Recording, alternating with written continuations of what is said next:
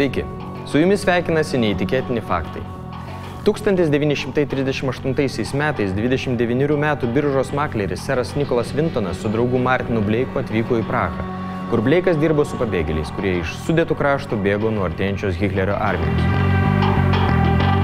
Atvykęs į Prahą, Vintonas išvydo tūkstančius bėglių, tačiau niekas nesiėmė jokių priemonių, kaip padėti nuo artėjančių nacių bėgantiems žmonėms.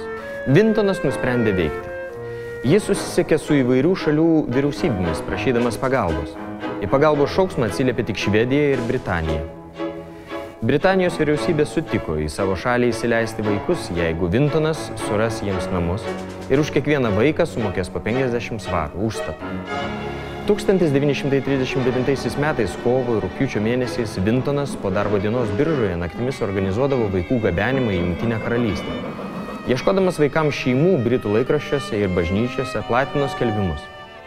Jis surinko pinigų transportavimui bei rūpinosi logistiką. Jei vyriausybė nespėdavo išduoti leidimų įvažiuoti į šalį, jis parūpindavo suklastotus leidimus. Vintonas dirbo iki karo pradžios, kol išvežti vaikų iš Čekoslovakijos tapo neįmanoma. Ir taip jis išgelbėjo 669 vaikus.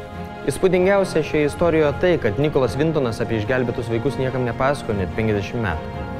Apie tai nežinojo net jo žmona Gretė. Kol 1988 metais palėpėje aptiko iškarpų albumą su nuotraukomis, įrašais, vardais ir dokumentais, liudijančiais apie Nikolą žygdarbį. Išgelbėti vaikai, kurie šiuo metu patys yra pensinio amžiaus, iki pat šiol save vadina Vintono vaikais. Pats Vintonas teigė, jog kiekvieną savaitę su juo susisiekė bent vienas iš vaikų ar jų giminaitis. Ačiū žiūrėjusiems. Visas neįtikėtini faktai laidas galite rasti internetinėje televizijoje Betabu TV. Taip pat kviečiame mus sekti Facebook puslapyje.